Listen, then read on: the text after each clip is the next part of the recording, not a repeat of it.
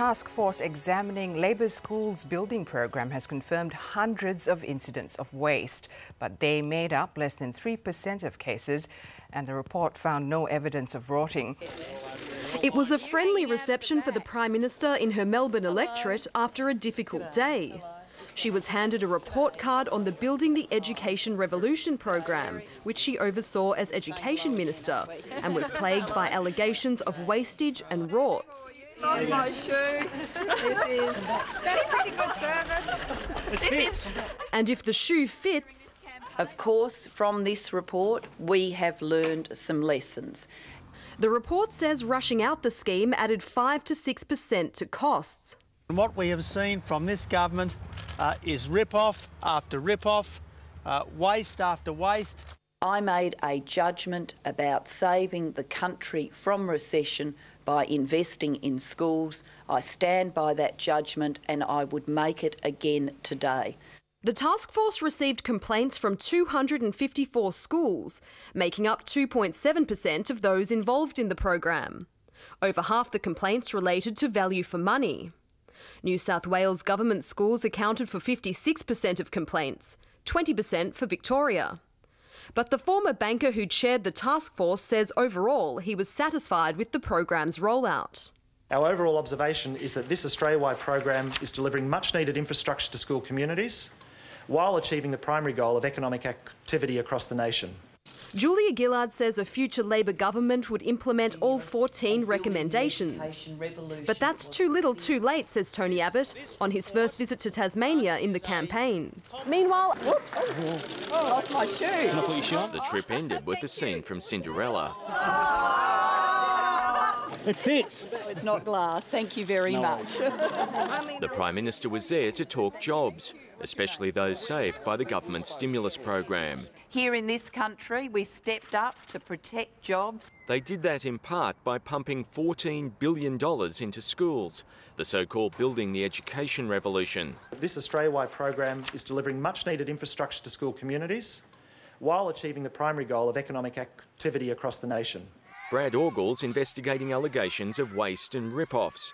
His task force received complaints from fewer than 3% of the schools involved in the program. Majority of complaints raise, in our opinion, very valid concerns, particularly about value for money and school-level involvement in decision-making. The program inflated building costs by up to 12%, with around half that caused by the speed with which the projects were rolled out.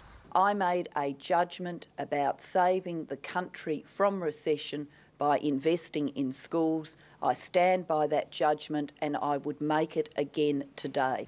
Good afternoon. Julia Gillard says she's learned a lesson from her controversial school stimulus program. A task force that investigated hundreds of complaints about waste and rotting has found the scheme inflated building costs by up to 12%. Political reporter Jodie Spears joins us now from Melbourne. Jodie, what else has the Prime Minister had to say about the report? Mark, Julia Gillard was defiant in her press conference today, strongly sticking up for the decisions that she made as Education Minister. The Orgle report looked into 254 complaints about the BER program, most of them in New South Wales, and it found that there were a number of schools that didn't get value for money. It also found that there were shortcomings in the management of the program which were avoidable. The thing is for Julia Gillard, though, that she's managed to escape some of the blame for the problems with the scheme because the finger is being pointed at the states instead, and she says that she would do it all again. I made a judgment about saving the country from recession by investing in schools. I stand by that judgment and I would make it again today. Everywhere you look, there is example after example of absolutely scandalous rip-off. We've seen no evidence of systemic rotting, and if we did, we'd refer it to other authorities. Julia Gillard, under fire for the $16 billion BER program, had a near miss on the campaign trail as a forklift nearly backed into her. She avoided an even bigger hit from the task force into her school's stimulus spending. The primary goal of stimulus and delivering that to create Australian jobs, I think the achievement of those has been very effective. Of the 10,500 projects in nearly 8,000 schools, the task force received only 254 complaints, below 3%. More than half of those complaints were in New South Wales. Victoria accounted for about a fifth. The majority of complaints raise, in our opinion, very valid concerns, particularly about value for money. Julia Gillard promises to implement all 14 of Mr Orgill's recommendations if re-elected. The rush spending did add 6%, or around $800 million to costs. We made a judgment to invest in schools and to avoid recession. The BER #1 on the opposition's list of government waste. With the $1.7 billion blowout and up to $8 billion wasted. It's an overblown claim, according to Mr Orgill. I can't reconcile that figure with the analysis that we have done. Which minister was responsible for the Building the Education Revolution program? That's right. At the end of the third week of the campaign, the Liberal Party feels it's got the wind in its sails. Well, adding to Labor's woes, a report into the government's troublesome school building program has detailed rorts and waste, with schools in New South Wales the worst affected. It couldn't have come at a worse time for the Prime Minister, and it confirmed what we all thought. Caddie Public has a gleaming new library, but it paid way too much. I think the project was worth about $350,000 to $400,000, and we've paid $800,000.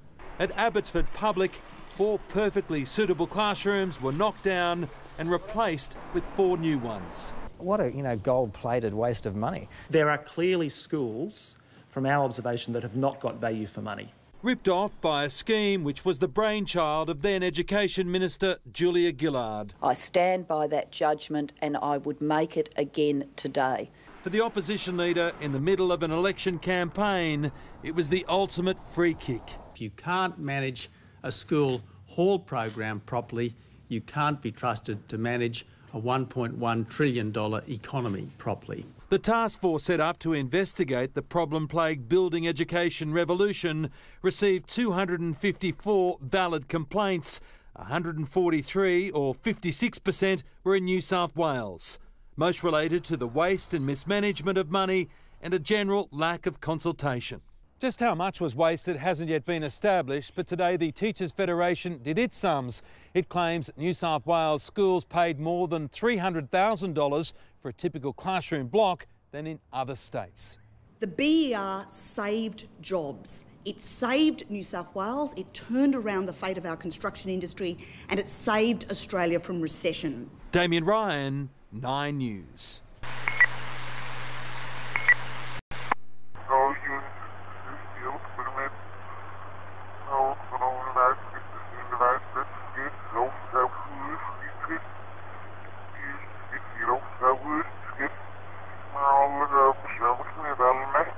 And it confirmed what we all thought.